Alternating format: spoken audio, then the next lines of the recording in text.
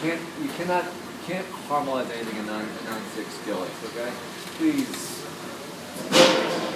don't get me started on non-stick cookware. Okay, it's awful stuff. Awful stuff. Okay, so you can't caramelize anything in a non-stick pan. So don't even think, oh, I use my non-stick. No, don't. You need a dry pan, you need a regular, just a good, solid pan. What I'm going to do is sprinkle a layer of sugar.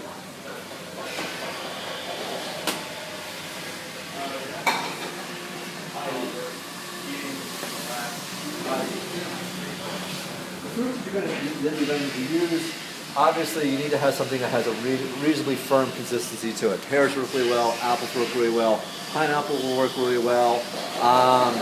Sometimes if you get peaches that are not too ripe, that'll work really well because you need something that's dense. Okay, something that's dense. So like mangoes, which aren't really dense, they're not going to really work too well. Oranges, not really dense. So you need something that has dense in fiber content to really caramelize well. What I'm doing here is that I want to melt the sugar. And then to this, I'll then add my fruit. So in the process, what I'll do, the fruit will coat the sugar will coat the fruit, and it will begin, and then it will also cook it and caramelize all at the same time. So we're trying, because we want to make sure that the fruit that we serve is also cooked. Okay, so it's not like still, a little al dente is fine, but crunchy, that's good.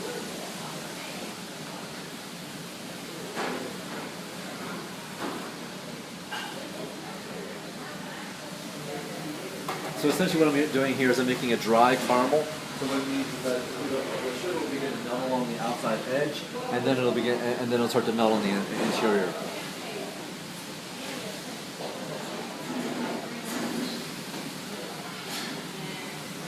The reason why I can't really be confident is it's hot, and that it kind of gets me by conversation. So. You also do non-stick cookware, you can't get to a certain point where it still starts releasing its bad stuff. It smells. You get Teflon pan really hot, it smells, that smell. It's going in the bottom. So you probably don't want to do that. Sugar is going to melt. Melt all the way down, and then add your fruit to it.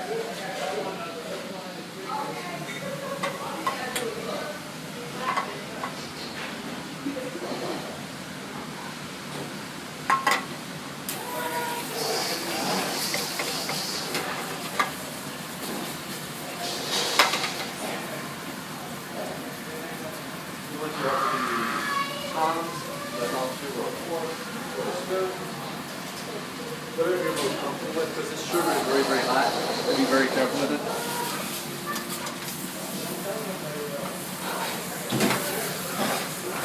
I'm going to turn it down a little bit, to about medium heat.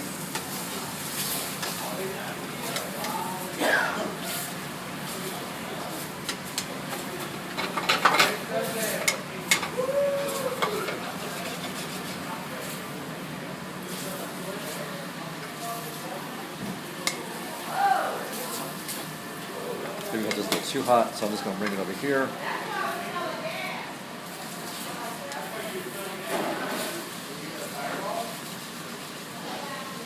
You can add some butter.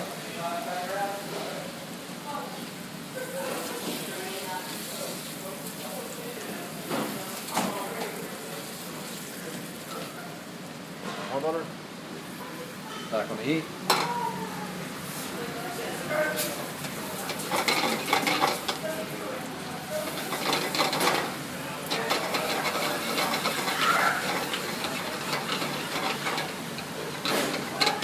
So the caramel is thoroughly coating the pears.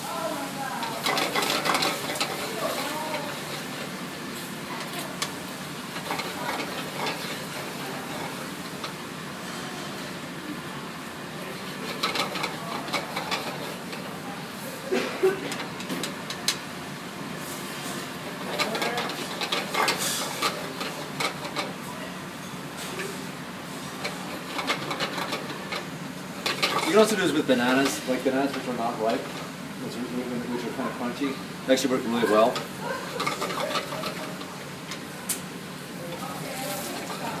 thoroughly coat the pears now.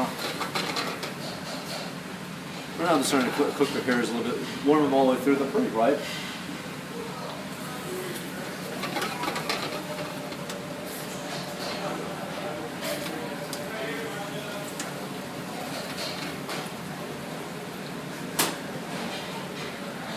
A little cream. Makes a little sauce.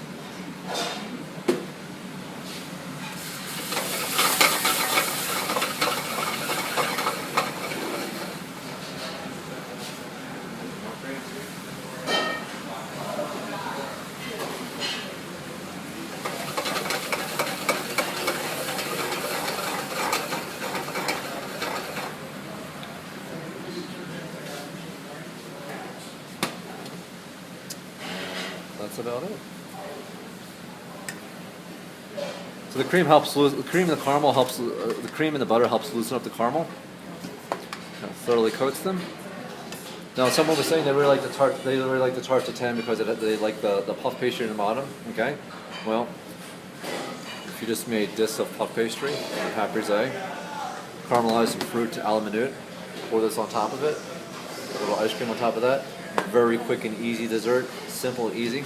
Okay, very elegant. So that's it. It's caramelized fruit, simple and easy. They're tender, but they're not mushy.